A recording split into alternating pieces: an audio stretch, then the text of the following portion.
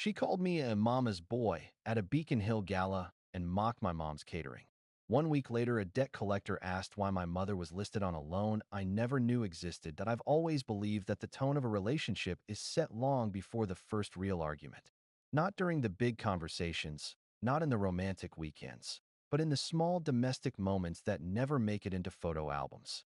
The unguarded seconds, the throwaway comments, the micro choices that reveal who someone really is when they don't think they're being watched. Back then, I didn't know I should have been paying more attention.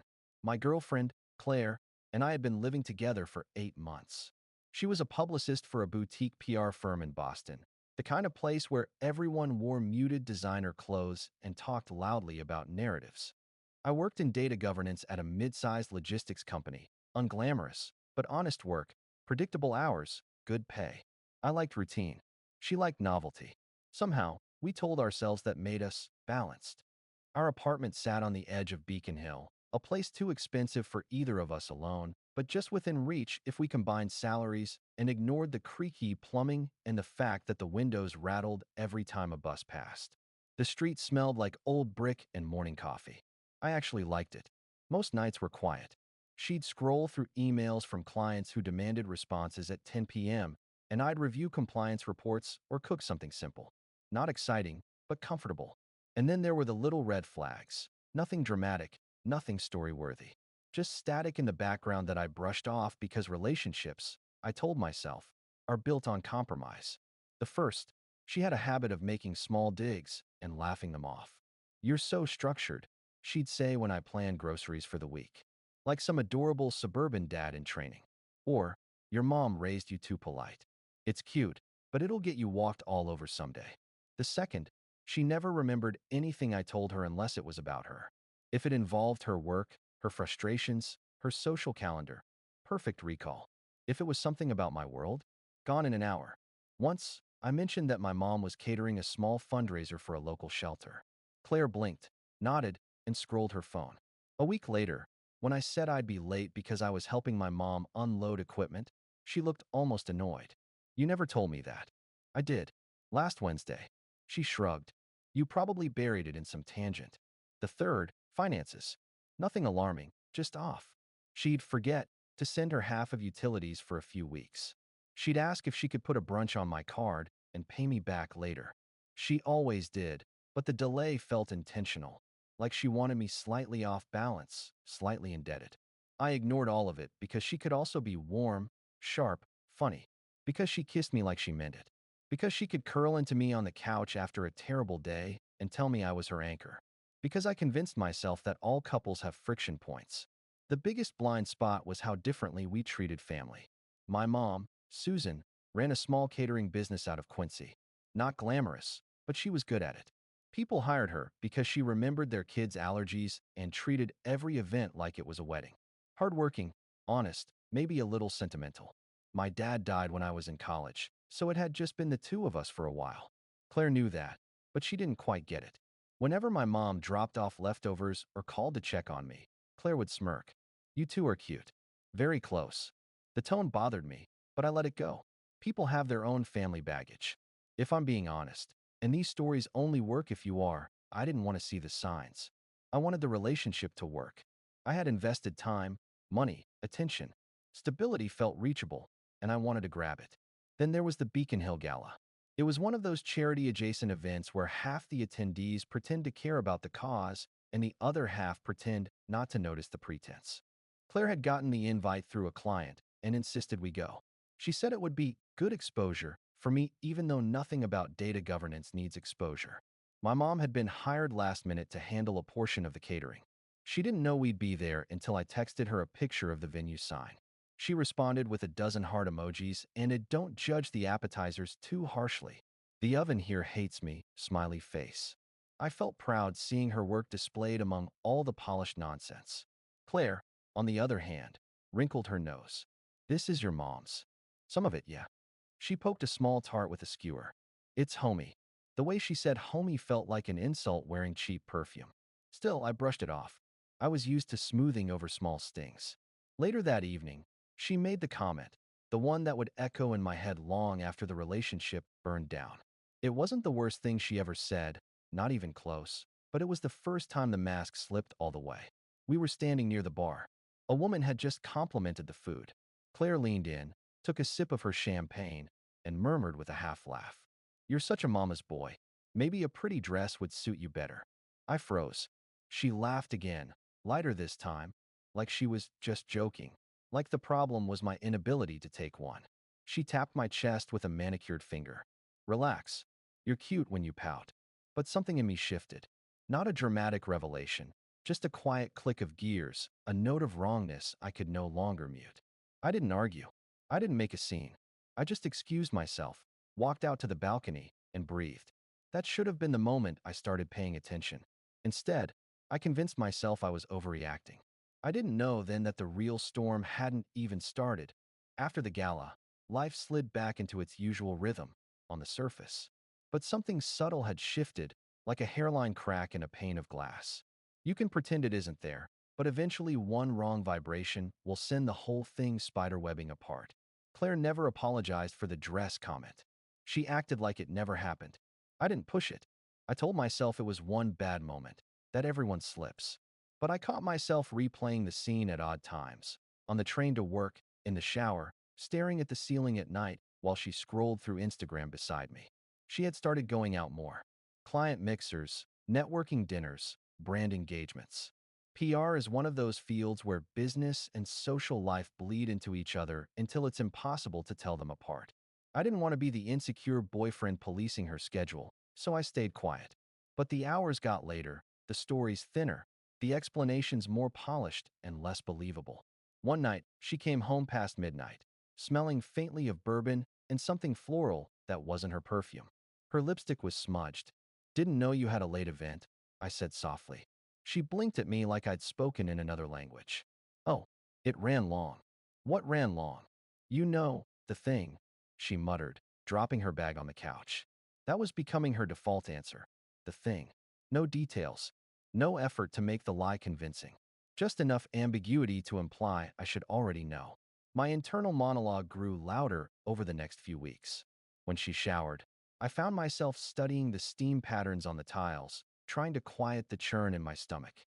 When we had dinner, I found myself analyzing her phone placement. Face down, silent mode, always within reach. But the real unraveling began with the money. One afternoon, I received an email notification. My credit card had been declined for a $1,200 purchase at a boutique furniture store in Back Bay. I didn't shop there. I rarely entered that part of town unless I had to. When I logged into my online banking, 3 recent transactions stood out. $398 at a wine shop she liked. $621 at a designer clothing boutique. $1,200 at that furniture store. All within 48 hours. All on my card. At first I thought it was fraud. Then I noticed the timestamps matched time she was out at client events. That night, I sat at the table, laptop open, waiting. Claire breezed in like nothing was wrong. "Hey, babe," she said, kicking off her heels. "Why are you sitting like a CEO, about to fire someone?" I turned the laptop toward her. "Did you use my card?" She scanned the screen, then exhaled dramatically.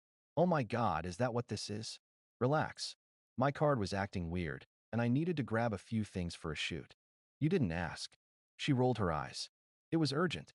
And I told you last week that clients sometimes reimburse slowly. You didn't tell me." "Well," she said, brushing past me to the fridge, "maybe you weren't listening." A familiar phrase. Always my fault. Always some subtle implication that I was inattentive, forgetful, too structured, too polite. She promised she'd pay me back as soon as her client invoice cleared. She didn't. Over the next days, a fog settled over me. I wasn't angry, not yet. Just confused, disoriented, like someone had quietly rearranged furniture in my brain, and I kept bumping into new corners. The emotional landscape at home changed too. Claire became sharper, impatient. She criticized more, my routines, my clothes, even the way I folded kitchen towels. "You don't adapt," she muttered once. "You stick to your mommy-approved methods." The word mommy hit harder than I expected. It was the first time I felt something akin to disgust rise in my throat. Then came the night she crossed a line no one should cross. We were arguing, mildly, quietly, about her using my card again for a subscription to an app I'd never heard of. She waved it away, dismissive. It's not a big deal, she snapped. It's recurring, I said evenly. That's the definition of a big deal. Oh my God, you're so dramatic. No wonder your mother smothers you. She probably has to. You'd be helpless without her. I froze. Claire must have seen something in my face, because she hesitated for the first time in weeks. A flicker of uncertainty, quickly buried. Jesus, she said, don't look at me like that. It was a joke. A joke. Always a joke. The next day, on my way to work, I called my mom just to hear her voice. I didn't mention Claire. I didn't want her to worry, but she could tell something was wrong. Sweetheart, she said gently, are you sleeping? You sound tired. I'm fine. Just thinking a lot. That girl treating you right. I swallowed. Yeah, everything's okay. It wasn't okay, but admitting that out loud would make it real. 2 days after that phone call, the crack in the metaphorical glass finally gave way. It happened when Claire accidentally left her laptop open on the desk before running downstairs to pick up a package. Normally, I wouldn't snoop. I'm not that guy. But an email notification popped up on the lock screen. The subject line made my stomach drop. About Friday night. Delete messages when you can. My heart hammered. I didn't open it. I didn't need to. The pattern was already clear. But betrayal wasn't the worst part. The worst part was what came next. The lie, the big one, was already on its way. And I had no idea that I was about to be dragged into something far darker than infidelity. Update 1. At the moment I saw that email subject line, delete messages when you can, something inside me went unervingly still. Not broken, not enraged, just quiet. Like my mind had been trying to warn me for months, and now that the evidence was staring me in the face, it no longer needed to shout. Claire returned moments later, a shipping box under her arm. You okay? She asked casually, not noticing where my eyes had landed. Fine, I said. My voice didn't shake. I'm heading out for a bit. I grabbed my jacket and left. In the hallway, the stillness inside me hardened into something else. Focus. Deliberate. Patient. I remembered something my father used to say, when people show you who they are, don't panic. Pay attention. That night, I didn't confront her. I gathered information.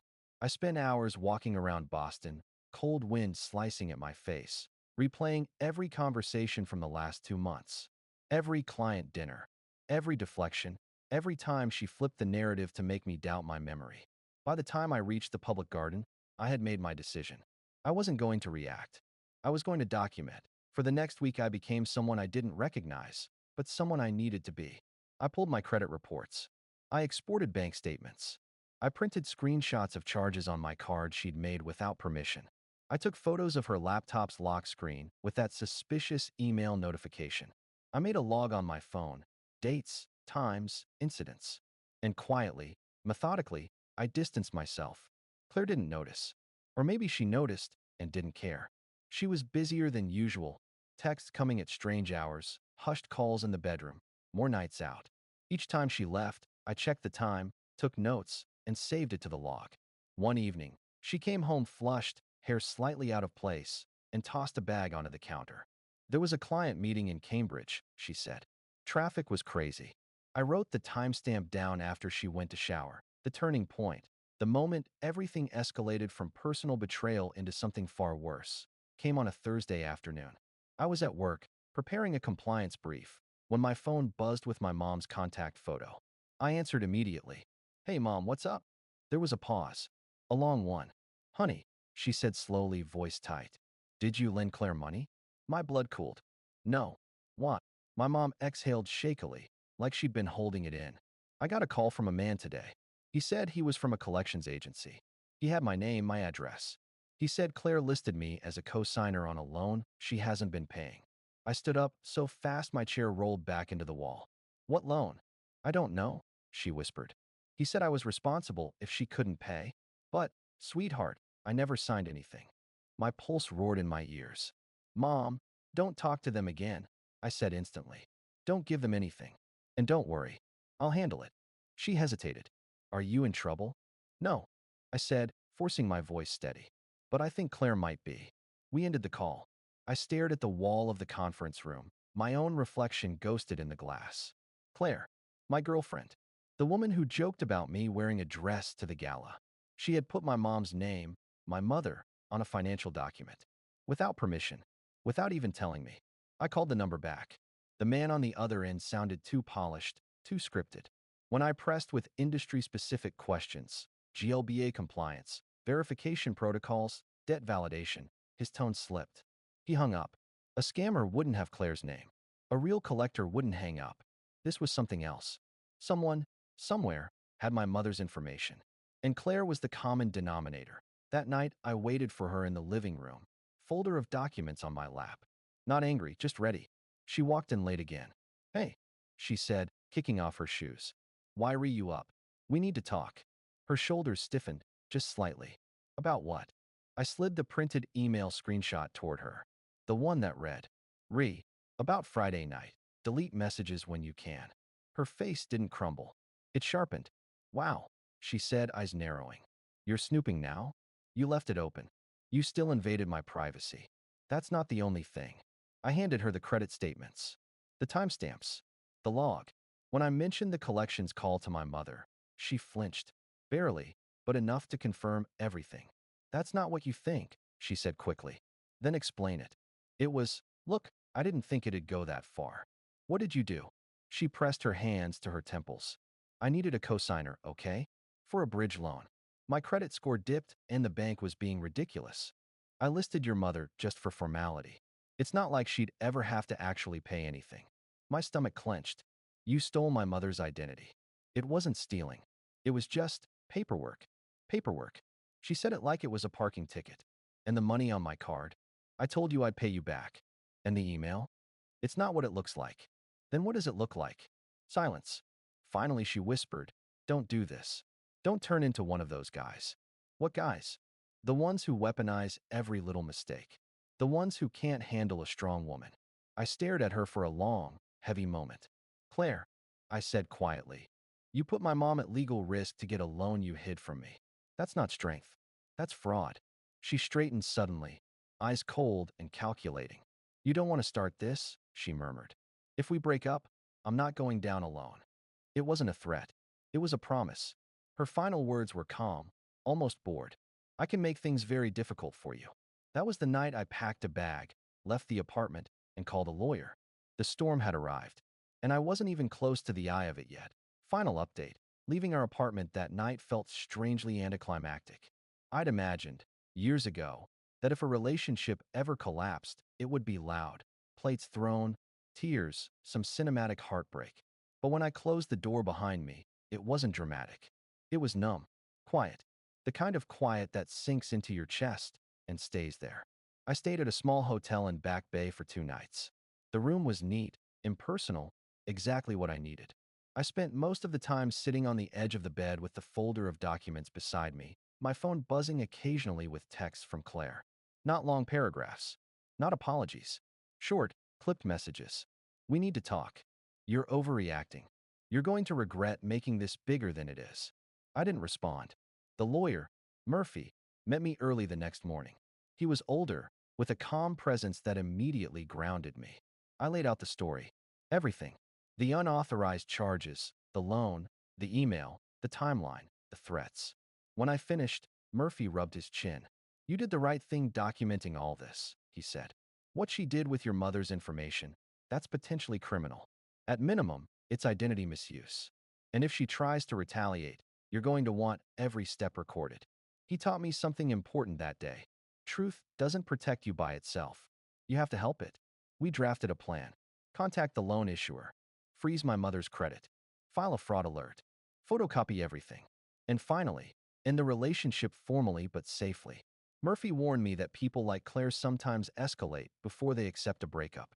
"She may try to flip the narrative," he said. "Prepare for that." I didn't understand what he meant until the next night. It started with a call from one of Claire's co-workers, a woman named Elise I'd met twice at their office mixers. She sounded hesitant. "Hey, I don't know what's going on between you and Claire," she began cautiously, "but she's telling people you got aggressive with her, that she left the apartment for her safety." My hand went cold around the phone. "What? I don't believe it," Elise added quickly. "I've never seen you raise your voice. But she's saying some things."